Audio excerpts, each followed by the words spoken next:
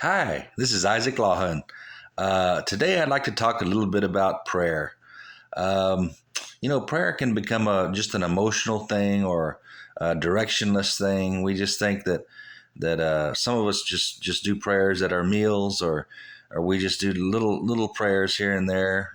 Prayer before we go to bed or whatever. But or we go the other way and we have prayer. Long prayers. Oh God, oh, and we consider prayer to be almost like a performance and not a relationship with God. And so let me go straight to the Bible here, and we'll talk about what Jesus said about prayer. And it makes the most sense, not unsurprisingly, and not surprisingly, not unsurprisingly, whatever it is. Anyway, let's go to Matthew 6. Let me go ahead and read that to you. Matthew 6, 7, starting with Matthew 6, 7. Jesus says, "When you pray, do not babble repetitiously like the Gentiles, because they think that by their many words they will be heard.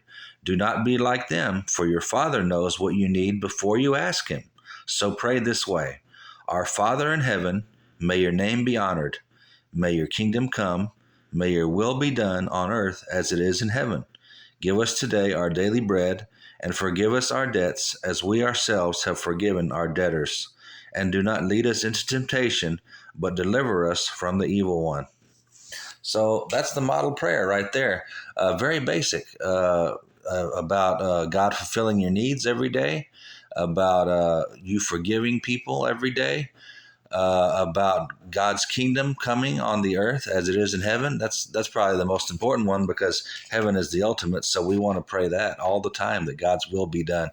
During the day, I pray constantly during the day, sometimes silently, but I pray constantly during the day, and I say, God, your will be done. Your will be done. Every day I pray that all through the day, because sometimes I don't know the will of God, and I don't know His exact will, but I know that it's good, and I know that it's for the benefit of everyone, and so I pray that God's will be done all the time. Now, an interesting thing about that is that Jesus said not to babble on and on repetitiously when you pray. And so once again, we're not supposed to go, "Oh God, oh," and we just have these magic phrases that we go to, and these certain tones of voice. And God's not up in heaven with a checklist going, "Okay, you didn't use that tone of voice. Okay, well, I'm not going to answer your prayer. You didn't use the tone of voice that I wanted." Or God doesn't say, "Well, you didn't use this specific phrase. You didn't use this magic phrase, and